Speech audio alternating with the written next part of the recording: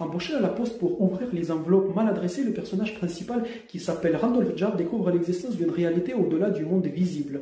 Les diverses aventures et actions de Randolph vont aboutir à l'ouverture dans une petite ville des États-Unis d'un portail surnaturel par où des créatures infernales tenteront de pénétrer dans notre monde pour le réduire en esclavage. Voici le résumé détaillé de ce livre. Le personnage principal s'appelle Randolph Jaff. Au tout début du livre, il est embauché dans un bureau de poste. Le bureau de poste dans lequel Jaff est embauché a une spécificité. Toutes les lettres qui ont été mal adressées, dont l'adresse comporte une erreur par exemple, atterrissent dans cet endroit-là. La personne qui a embauché Jaff lui a donné une mission, ouvrir chaque lettre mal adressée et regarder ce qu'il y a à l'intérieur. S'il y a de l'argent, récupérer l'argent, et s'il n'y a pas d'argent dans l'enveloppe, jeter l'enveloppe avec son contenu. Et par la suite, partager en deux les sommes d'argent qui ont été récoltées de cette façon, une moitié pour Jaff et l'autre moitié pour son chef, celui qui l'a embauché. Au cours de son activité professionnelle dans ce bureau de poste, Jaff ne récolte pas énormément d'argent en ouvrant les enveloppes mal adressées. Petit à petit, la personnalité de Jaff est présentée plus en détail au lecteur. Le Jaff est une personne pas très sociable que ses nouveaux collègues n'apprécient pas car le Jaff, ne mange pas avec eux dans la cantine. Quant à son employeur, celui-ci suspecte que Jaff cache une partie de l'argent qu'il aurait trouvé dans les enveloppes. La chose la plus importante qui arrive à Jaff lorsqu'il travaille dans ce bureau de poste, c'est la chose suivante. Après avoir ouvert plusieurs enveloppes et avoir lu par inadvertance et aussi par curiosité ce que les personnes écrivaient dans ces lettres, Jaff découvre qu'un certain nombre de lettres qui atterrissent dans ce bureau de poste ont un contenu étrange. En effet, plusieurs personnes dans leurs lettres confessent qu'ils ont l'impression que le monde qui existe autour d'eux n'est pas réel et qu'il doit y avoir quelque part un autre monde, une autre réalité, qu'il y a un grand secret, quelque chose de caché au commun des mortels, un secret qui serait lié à l'au-delà et à la magie. Jaff apprend que, d'après les personnes qui écrivent ces étranges lettres, il existe une activité, un domaine de connaissance qui s'appelle l'art, avec un grand A, et que l'art est l'activité qui permet de révéler la réalité, ce qui existe dans l'autre monde ou dans l'autre dimension. Ce qui est intéressant, c'est que Jaff a découvert qu'il existe énormément de personnes qui ne se connaissent pas entre elles et qui écrivent toutes la même chose. À un moment donné, un conflit éclate entre Jaff et son employeur, un conflit au sujet du manque de sociabilité de Jaff, et aussi son employeur reproche au Jaff le fait de cacher une partie des sommes d'argent qu'il aurait retrouvées dans les enveloppes. Finalement, Jaff finit par poignarder son employeur et incendier le bureau de poste. Jaff fuit la scène de son crime et quitte la ville. À partir de ce moment-là, Jaff commence à effectuer des voyages un peu partout dans l'Amérique. Son but est de trouver ceux qui connaissent quelque chose sur l'art et au final d'apprendre l'art. Comme résultat de ces voyages et de ses recherches, Jaff découvre qu'il existe bien un autre monde, une autre dimension de la réalité. Dans cet autre monde, il existe un gigantesque océan qui s'appelle Quiddity. C'est l'océan du bonheur que les êtres humains visitent 3 fois dans leur vie. Au moment où ils sont dans le ventre de leur mère, au moment de dormir pour la première fois avec l'amour de leur vie et quelques instants avant de mourir. Et au milieu de cet océan, il existe une île qui s'appelle l'île de l'Hespéride. Jaff parvient à se transporter dans Quiddity et atteindre l'Hespéride. L'Hespéride, comme le découvre Jaff, est une île désertique. Mais au milieu du désert se trouve une misérable hutte où vit une personne presque nu, quelqu'un qui apparaît comme le maître ultime de la sagesse. Cet homme paraît connaître beaucoup de choses. Il s'appelle Kisum. Jaff discute avec Kisum qui lui raconte plein de choses.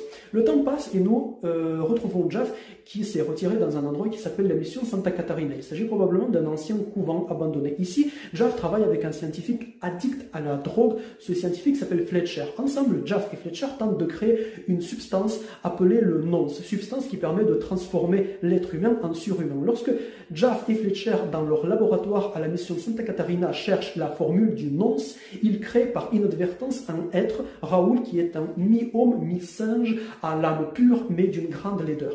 Au bout d'un moment, Fletcher parvient à créer le nonce. Au final, Jaff et Fletcher sont nonciés, c'est-à-dire que le nonce s'incorpore à leur corps. Jaff devient un personnage surhumain négatif qui représente la méchanceté et la cruauté, alors que Fletcher est devenu semblable à un ange, c'est-à-dire un être pur, être créateur de bien. Jaff et Fletcher peuvent voler et possèdent d'autres super-pouvoirs. Maintenant, ils se livrent une guerre dans les airs, c'est-à-dire qu'à présent, ils sont l'équivalent de l'esprit du mal, Jaff, et l'esprit du bien, Fletcher. Ils volent au-dessus des continents, notamment des États-Unis. Et notamment au-dessus des États-Unis, et se livrent une guerre que personne ne remarque, car ils sont esprits et leur combat n'est pas visible. Leur combat n'a pas de véritable incidence sur la planète Terre et sur les autres êtres humains. Au final, après des années de lutte dans les airs, Jaff et Fletcher se réfugient dans une fissure qu'il y a dans le sol. Ils demeurent profondément sous la terre, en dessous d'une petite ville qui s'appelle Palomo Grove. Et là, en bas, sous la terre, ils continuent de lutter, mais à présent bien cachés. Ici commence la partie suivante du livre et nous suivons pour un certain temps d'autres personnages. Nous voyons ce qui se passe dans la petite ville de Palomo Grove. Dans cette petite ville vivent 4 jeunes filles, parmi elles Trudy Katz et Caroline Maguire. Je ne me rappelle plus des prénoms des 2 autres. Ces 4 jeunes filles ont entre 15 et 18 ans. Nous sommes au milieu de l'été, il fait chaud et les jeunes filles cherchent à tuer l'ennui. Elles vont un peu partout au centre-ville pour trouver une occupation. Finalement, elles se promènent dans les rues de Palomo Grove et arrivent au final dans les bois qui se trouvent à la périphérie, dans la banlieue de la petite ville. Les jeunes filles s'aventurent à l'intérieur des bois et elles découvrent qu'au milieu des bois, il existe un lac. Les filles se déshabillent et vont se baigner dans ce lac. Mais à un moment donné, l'eau qui était parfaitement immobile devient agitée et les jeunes filles sont sur le point de se noyer. Quelque chose de mystérieux s'est passé avec elles dans ce lac. On ne sait pas quoi. Après cet incident, les jeunes filles ont très peur et elles rentrent chacune chez elles.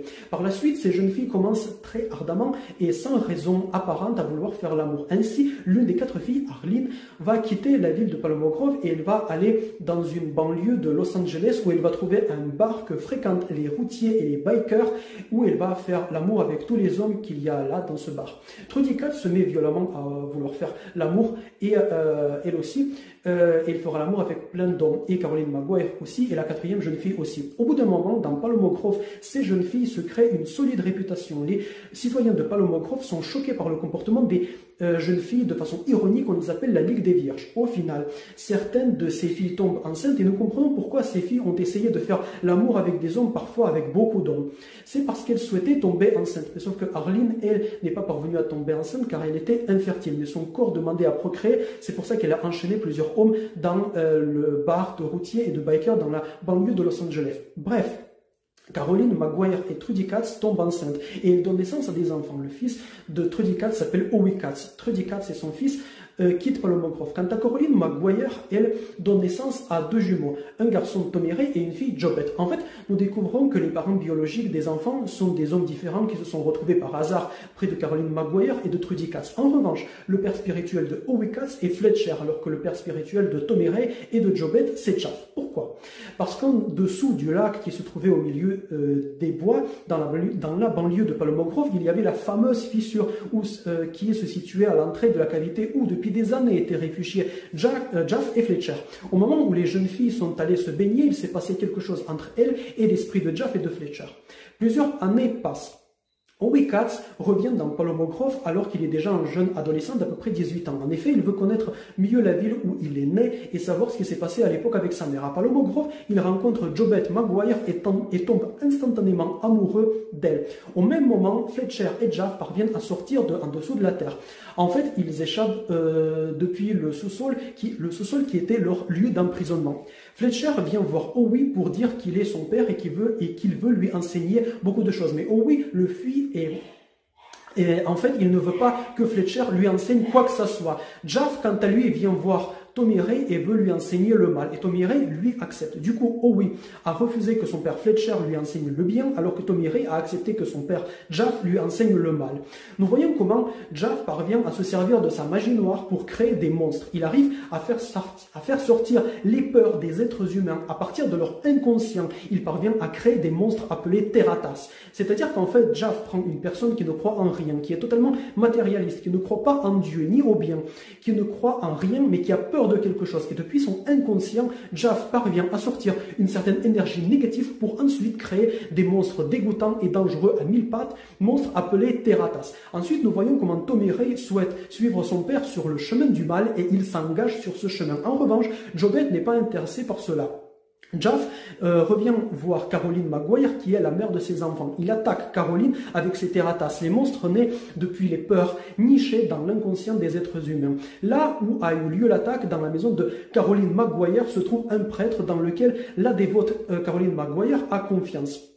Parce qu'en effet, Caroline Maguire est devenue dévote suite au traumatisme qu'il avait eu dans le lac il y a plusieurs années. Au final, on découvre que le prêtre, c'est un lâche, un couard, qui a peur de faire quoi que ce soit. C'est un lâche qui, au moment de l'attaque, se cache derrière le frigo qui se trouve dans la cuisine. Au point culminant de la scène, Howie Katz arrive sur les lieux de l'affrontement et protège Caroline Maguire et sa fille Jobette. À présent, Caroline Maguire fait confiance à Howie Katz alors que précédemment, elle ne voulait même pas le voir à côté de sa fille. Ici, il faut parler d'un autre personnage personnage. C'est un journaliste qui s'appelle Grillo. Il est arrivé dans Palomo Grove il y a quelque temps. Il se trouve qu'il a vu comment Fletcher et Jaff ont échappé d'en dessous de la terre parce qu'il était là, il avait assisté à la scène. Il appelle une collègue à lui qui s'appelle Tesla pour qu'elle vienne elle aussi à Palomo Grove car Grillo explique que quelque chose se passe dans Palomo Grove et que c'est très important. Du coup, on voit deux nouveaux personnages introduits, Grillo et Tesla, les journalistes. Entre-temps, une autre chose se passe. Un comique connu dans tous les États-Unis qui s'appelle Buddy Vance faisait du jogging dans la banlieue de Palomo Grove, exactement là où se trouve la fissure. Il tombe dans la fameuse fissure dans le sol où pendant des années étaient enfermés Fletcher et Jaff. En ce moment-là, Jaff revient à l'intérieur de la fissure et il voit Buddy Vance qui est à l'agonie. Buddy Vance est en train de mourir et là, Jaff parvient à extraire des terratas depuis l'inconscient de Buddy Vance. Donc ici, c'est le même mécanisme. Il parvient à faire ceci grâce à toutes les peurs que Buddy Vance avait en lui. Maintenant, Jaff s'est construit grâce à l'inconscient de Buddy Vance et à l'inconscient d'autres habitants de Palomo Grove une armée de terratas, monstres dégoûtants et dangereux qui peuvent attaquer, mordre et tuer des êtres humains. Tout ça parce que les citoyens de Palomo Grove ne croient en rien. Ils sont cyniques et sont habités par la peur qu'ils n'osent pas montrer au grand jour. En fait, dans cette partie du livre, on voit comment l'auteur, Clive Barker, critique tout d'abord la religion organisée et les bigots à travers le comportement lâche du prêtre, mais aussi l'auteur critique l'absence de croyance, le matérialisme de la plupart des personnes d'aujourd'hui. À ce moment-là du livre, on a l'impression que Jaff a gagné, que les forces du mal ont gagné grâce au cynisme et au mauvais penchant des habitants de la petite ville de Palomo Grove. Mais ici, quelque chose se passe. Fletcher, qui est l'esprit du bien, va dans le centre commercial au centre-ville de Palomo Grove. Là, dans le centre commercial, il brise toutes les vitres des boutiques, ce qui fait que l'alarme est activée. Cette alarme, qui est très puissante et qui retentit un peu partout dans la ville, attire énormément de citoyens de Palomo Grove vers le centre commercial. Une fois qu'il y a toute une foule qui est rassemblée, Fletcher utilise sa magie blanche. Il se désintègre, il se sacrifie et des parties de lui, de l'esprit du bien, entrent dans les personnes qui sont venues voir ce qui se passe dans le centre commercial. Il y a aussi une autre chose qui se passe. Les parties de Fletcher, donc les gouttes dans lesquelles Fletcher s'est transformé, font peur à Jaff et Jaff recule et il va se cacher quelque part dans les buissons. Les personnes qui ont absorbé les gouttes qui sont le produit de la transformation de Fletcher, ces personnes peuvent créer à partir de leurs rêves des personnages. Par exemple, il y a des personnes qui sont fans de séries télé. Le soir, elles voient dans leur appartement apparaître des sortes de fantômes amicaux, les personnages de leur série préférée. Et ces personnages, créés à partir de l'inconscient des personnes, ou plus exactement de leurs espoirs et de la partie positive de leur inconscient, ces créatures sont un peu la même chose que les terratas, sauf qu'il s'agit de créatures positives. Ce qui va se passer plus tard, c'est que les personnages positifs nés de à partir des rêves des citoyens de Palomo Grove vont affronter les terratas et de cette façon-là, les terratas seront anéantis. Après la bataille entre Fletcher et Jaff, que Jaff a perdu et où, devant le centre commercial, Fletcher s'est désintégré, Jaff ordonne à son fils Tommy Ray d'aller dans la mission de Santa Catarina pour récupérer ce qui reste du nonce. Le fils de Jaff, Tommy Ray, va à la mission Santa Catarina et trouve cette substance, le nonce, qui le transforme en créature magnifique appelée le Death Boy. Mais maintenant, Tommy Ray n'est pas seul. En fait, à cause du nonce qu'il a absorbé, et il y a avec lui tout un tas d'esprits de mal qui tournent dans les airs, tournent dans les airs au-dessus de sa tête, un peu comme un vent maléfique. Et ce vent tue tout ce qu'il rencontre, mais aussi menace Tommy Ray lui-même. Tommy Ray commence à avoir peur pour lui-même à cause de son armée d'esprits maléfiques. Mais dans la mission de Santa Catarina, Tommy Ray n'était pas seul.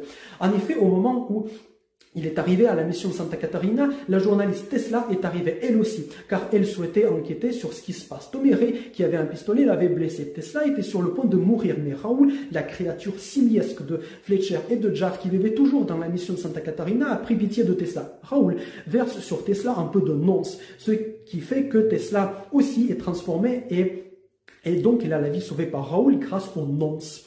Au moment où le nonce pénètre dans le corps de Tesla, celle-ci pénètre dans Quiddity, trouve l'Hespéride, et dans l'Hespéride, elle retrouve la hutte de Kissun qui apparaît devant elle. Kissun explique à Tesla la chose suivante. Il existe des monstres qui s'appellent Yad Uroboros. Ces monstres vivent de l'autre côté de l'océan, c'est-à-dire par-delà l'océan Quiddity, et ces monstres, les Yad Uroboros, veulent pénétrer dans le cosmos, c'est-à-dire dans notre monde. Si les Yad Uroboros parviennent à pénétrer dans notre monde, ça sera la fin du monde, puisque les esprits du mal vont prendre le dessus et transformer notre monde en enfer. Ensuite, Kissun explique à Tesla que toutes les religions du monde et tous les prophètes, Jésus, Bouddha, Mohamed et les autres, n'étaient que des diversions. En fait, en réalité, ce qu'il existe, d'une part, c'est les Yad Ouroboros, et d'autre part, il existe plusieurs personnes bonnes dotées de pouvoirs surnaturels. Donc, ces personnes bonnes, qui sont les adversaires des Yad Ouroboros, font partie du ban, B-A-N-C, dont le but est de lutter contre les Yad Ouroboros afin que les Yad ne parviennent pas à franchir l'océan Quiddity pour arriver jusqu'au cosmos, c'est-à-dire jusqu'à notre monde. Voilà la vérité, alors que l'enfer, le paradis, Dieu, Jésus, tout ça, ça n'existe pas. Ce sont juste des fables inventées pour les personnes ordinaires qui se posent parfois au cours de leur vie la question de ce qu'il y a après la mort. Ensuite, Kisun, qui se trouve sur l'île Hespéride, explique qu'il a besoin du corps de Tesla pour empêcher les Yad Ouroboros de pénétrer jusqu'à notre monde. Cependant, Tesla doute des paroles de Kisun et surtout elle se rappelle qu'au moment où elle voyageait sur l'Hespéride, elle avait vu une chose intrigante. Une pauvre femme terrifiée, presque en haillons, qui avait des blessures un peu partout sur son corps. Tesla se pose la question, mais est-ce que Kisun dit la vérité? Et qui est cette femme qu'elle avait vue dans le désert? Ensuite, Tesla quitte la hutte de Kisun, va rechercher la femme qui est couverte de blessures. Mais au moment où elle la voit, au moment où elle voit cette femme, il y a des monstres, les Lyx, qui ressemblent à des serpents et qui ont la capacité d'attaquer, de mordre des personnes. Donc les Lyx commencent à attaquer et à mordre cette femme. Ensuite, la femme disparaît et Tesla sent une grande puanteur quelque part autour d'elle. Elle voit qu'il y a une maison en particulier sur l'Hespéride, d'où cette puanteur sort. Ensuite, Tesla va rentrer à nouveau dans la hutte de Kisun et elle promet à Kisun de lui donner un corps. Tesla dit que ce ne sera pas son corps à elle qu'elle va donner. En fait, Tesla promet à Kisun le corps de Raoul. Ensuite, Tesla sort de la hutte de Kisun et réussit à récupérer la dame du désert qui est mordue un peu partout sur son corps par les Lyx. Et elle, Tesla, parvient à transporter cette dame dans notre monde. La dame se repose un petit peu sur le canapé dans la maison de Tesla, puis cette dame se réveille et dit qu'elle s'appelle Marie Murales. Marie Murales raconte la chose suivante, à savoir son histoire. En réalité, Kisun est un mauvais personnage. Il est l'auteur d'un complot. Il a tué les autres membres du ban, BANC. Coup de théâtre, Kisun travaille pour les Yad Ouroboros. Kisun fabrique des monstres violents qui ressemblent à des serpents, donc du coup les Lyx, pour attaquer elle, Marie Murales. Pourquoi? En fait, Marie Murales est l'une des dernières survivantes du ban. Elle est parvenue à rester en vie parce qu'elle a fait semblant d'être morte après la tentative de Kisun de l'assassiner. Une fois que Kisun a tué tous les autres membres du ban, il a mis leur corps dans une maison. Du coup, c'est la maison de la puanteur sur l'île Hespéride. C'est pour ça que cette maison pue autant. Donc, Marie Murales a fui dans le désert et maintenant, sans cesse, elle est attaquée par les Lyx de Kisun. Petite info, l'île de l'Hespéride, là où se trouve Kisun, et le désert avec les Lyx, et où il y a Marie Murales, d'où il s'est enfui, eh bien, ça s'appelle la boucle de Kisun. Et ça, c'est en fait une boucle en dehors du temps, et Kisun n'arrive pas à sortir de cette boucle. Il est prisonnier de l'endroit où il avait commis ses crimes, les assassinats dans l'intérêt des Yad Ouroboros. Marie Murales explique en réalité, Kisun disait en partie la vérité et en partie des mensonges. Effectivement, il existe les Yad Ouroboros. En revanche, lui, Kisun, est un allié des Yad Ouroboros et il a tué les autres membres du ban car il désire le pouvoir qu'il compte obtenir en servant ses maîtres, les Yad Ouroboros. À la fin de cette scène, les Lyx de Kisun parviennent à entrer dans notre monde. Ils se faufilent dans l'appartement de Tesla et tuent Marie Murales. Pendant ce temps-là, dans Polomogrov, Tommy Ray arrive avec les esprits mauvais qui volent au-dessus qui, vous vous rappelez, vole au-dessus de sa tête. Il arrive dans la maison de sa maman, Caroline Maguire. Les esprits mauvais tuent sa maman. Donc ça fait de la peine à Tommy Ray. Mais le problème, c'est que Tommy Ray ne contrôle plus rien. Il est devenu la victime de sa propre armée d'esprits mauvais. Après cela, ce qui se passe, c'est que dans la maison de Buddy Vance, du comique connu partout dans l'Amérique, décédé récemment, il y a une soirée qui est organisée. Et lors de cette soirée, il y a au deuxième étage de la maison de Buddy Vance, Jaff qui commence à extraire de la tête des invités leur peur pour créer encore plus de monstres terratas. Il y a les grandes stars, les producteurs, bref, les stars d'Hollywood qui arrivent chez Buddy Vance et un à un, Jaff les ramène dans une chambre au deuxième étage de la maison de Buddy Vance et il va faire sortir de leur inconscient les fameuses terratas. Cette fois-ci, Jaff va encore plus loin. Il rassemble toute l'énergie mauvaise qui est disponible et il déchire la toile de la réalité. Il utilise les pouvoirs surnaturels qu'il a en lui et l'énergie qu'il a accumulée pour déchirer notre monde. Il y a une déchirure, une fissure, une brèche à travers laquelle on voit l'autre monde. Donc là, c'est chaud. La fin du monde approche à grands pas. arrivent à la maison de Buddy Vance nos principaux personnages, Howie Katz, JoBeth Maguire et Tommy Ray Maguire. Tous les trois se faufilent dans la fissure, dans la brèche qu'avait ouvert Jaff, et ils pénètrent dans l'autre monde, plus précisément dans le Quiddity. Ils flottent dans Quiddity, autrement dit dans l'océan onirique qui se trouve dans l'autre monde, et en nageant arrivent petit à petit sur l'île de l'Hespéride. C'est là qu'Howie Katz décrit l'île de l'Hespéride.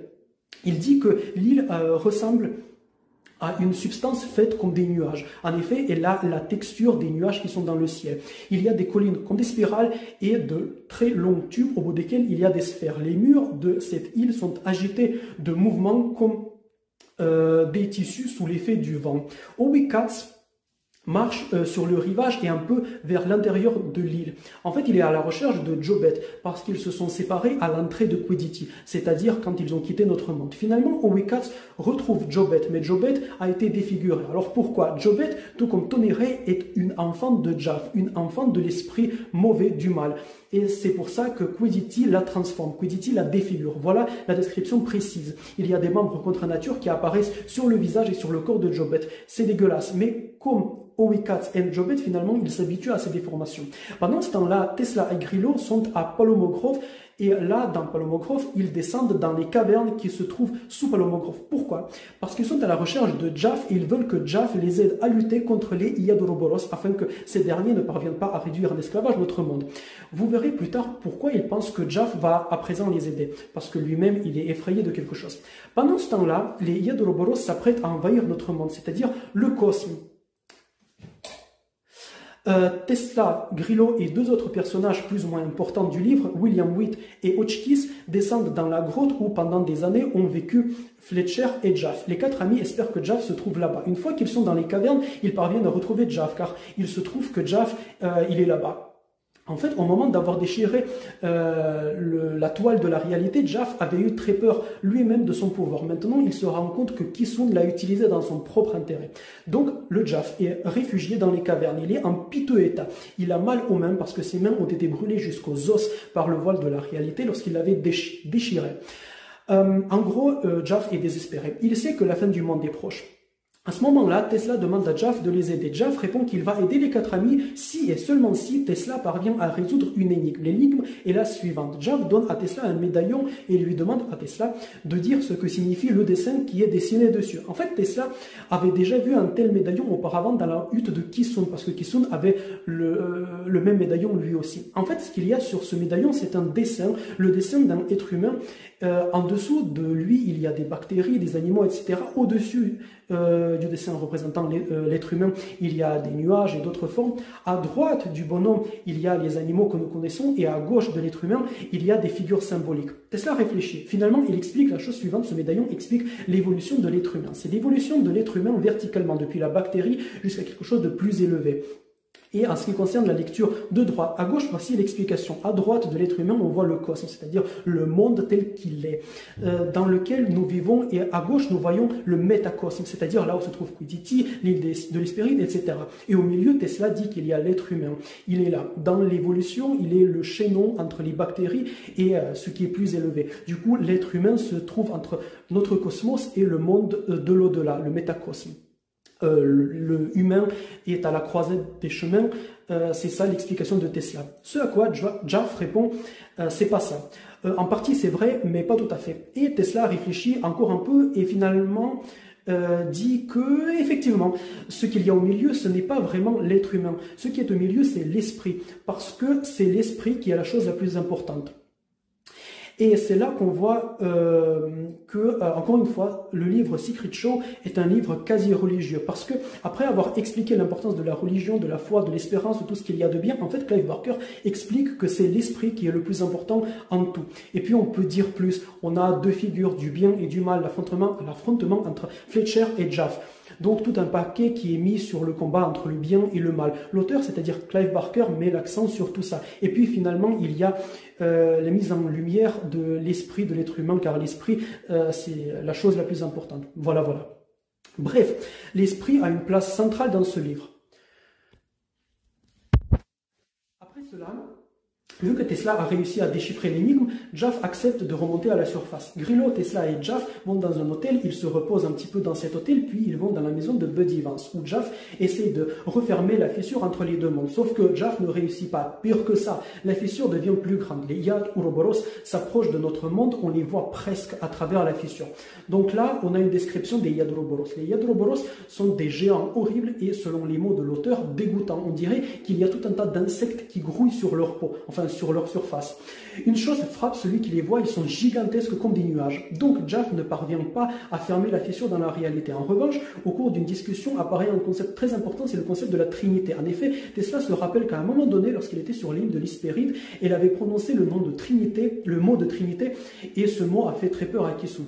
Un camarade de Grillo et de Tesla qui s'appelle Hotchkiss va dans le magasin de livres pour rechercher un livre, un dictionnaire ou une encyclopédie qui parle de la Trinité pour comprendre pourquoi ce mot de Trinité fait tellement peur à Kisum. Après avoir feuilleté beaucoup de livres, Hotchkiss tombe sur un livre dans lequel il est écrit que Trinité c'était un lieu, un endroit où avait explosé la première bombe nucléaire dans l'histoire de l'humanité en 1945. En passant, la Trinité c'est encore un concept religieux chrétien qu'on voit dans ce livre. Vous voyez que ce livre est traversé de concepts religieux et d'images religieuses. Hotchkiss prend ce livre et il s'apprête à sortir du magasin. Sauf que là, il voit Raoul, ou plutôt le corps de Raoul, et autour du corps de Raoul, il y a plein de leaks qui grouillent.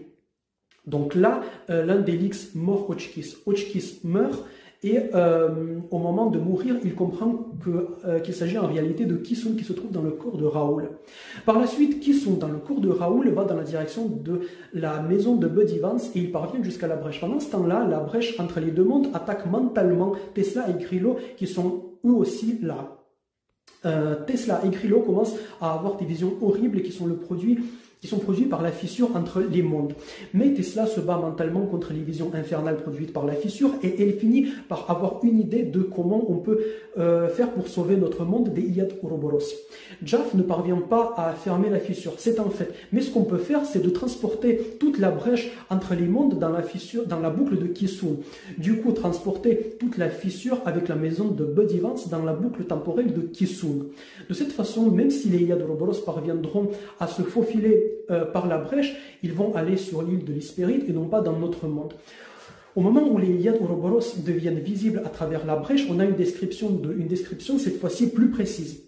On nous dit que leurs visages sont comme des fleurs qui s'ouvrent et leur corps tourne sur eux-mêmes. On voit pourquoi ces êtres sont totalement dégueulasses. Après, il y a, comme dit, des gigantesques mouches qui volent autour d'eux. Voilà le spectacle qui est vraiment terrifiant et dégueulasse. Tesla continue à décrire son projet. Une fois que les Yad Ouroboros seront sur l'île de l'Hespéride, Tesla souhaite les tuer. Comment? En faisant exploser une bombe nucléaire. Donc ça, c'est une idée qui lui a été donnée par le livre et qui avait été découvert par Hotchkiss. En fait, sur l'île de l'Hespéride, il y a une bombe nucléaire. Tesla l'avait découvert juste avant et cette bombe nucléaire va exploser au moment où Kisum va mourir. Alors pourquoi? Parce qu'il y a un mécanisme comme ça dans la boucle de Kisum en fait. Maintenant, il y a deux choses qui se passent. Tesla parvient à transporter la maison de Buddy Vance sur l'île de l'Hespéride. Puis Jeff, Kisum, qui est dans le corps de Raoul et Tesla s'engouffrent dans la brèche et ils vont dans l'autre monde. Une fois qu'ils sont sur l'île de l'Hespéride, Jeff parvient à tuer Kisum dans le corps de Raoul. Or, surprise, la bombe nucléaire n'explose pas. Tesla comprend que la conscience de Kisum a été tuée par Jeff, mais le corps de Kisum reste, il continue d'exister quelque part. Au bout d'un moment, Tesla comprend que le corps de Kisum est resté dans sa hutte. Tesla va traverser toute l'île de l'Hespéride pour trouver la hutte. Elle arrive près de la hutte, l'ouvre et là, elle voit le corps de Kisum dans lequel il y a l'esprit de Raoul. Elle invite l'esprit de Raoul à entrer dans Tesla. L'esprit de Raoul quitte le corps de Kisum pour entrer dans celui de Tesla. C'est là que le corps de Kisum meurt et la bombe nucléaire explose. Pendant ce temps-là, les Yad Ouroboros ont déjà pénétré non pas dans notre monde, mais sur l'île de l'Hespéride. Juste avant l'explosion de la bombe nucléaire, on voit comment Jaff et son fils Tomirei se réunissent et s'embrassent. On comprend qu'ils vont périr dans l'explosion de la bombe nucléaire. Mais bon, ils étaient des personnages mauvais, donc ils sont punis à la fin du livre. Juste quelques instants avant que la bombe nucléaire n'explose, Grillo, Obi Katz et Jobet Maguire arrivent à franchir la fissure entre les mondes pour retourner dans notre monde. La bombe nucléaire explose, peut-être qu'elle tue les Yad Ouroboros, mais on n'est pas sûr. Vous verrez pourquoi c'est important. En tout cas, notre monde est sauvé. Avant d'être sorti de la boucle temporelle de Kisum sur l'île de l'Hespéride, Obi Katz Après être sortis de la boucle temporelle de Kisun sur l'île de l'Hespéride, Owe Katz et Jobet sont défigurés par Quiddity. Mais petit à petit, leurs déformations disparaissent parce qu'à présent, ils sont dans notre monde. Donc maintenant, ils sont au milieu du désert californien. Grillo parvient à louer une voiture et il transporte Owe et Jobet jusqu'à Palomo Grove. Quant à Palomo Grove, la ville est complètement détruite car la fissure entre les mondes a provoqué un tremblement de terre et à cause de ce tremblement de terre, tout le Palomo Grove a été presque complètement détruit. Enfin, Owe Katz et Jobet Maguire partent à Chicago. À Chicago, ils vivent heureusement et paisiblement. Mais à un moment donné, il y a un homme qui vient les voir. Il s'appelle Harry Damour. Et cet homme leur dit qu'en réalité, rien n'est fini. Pourquoi?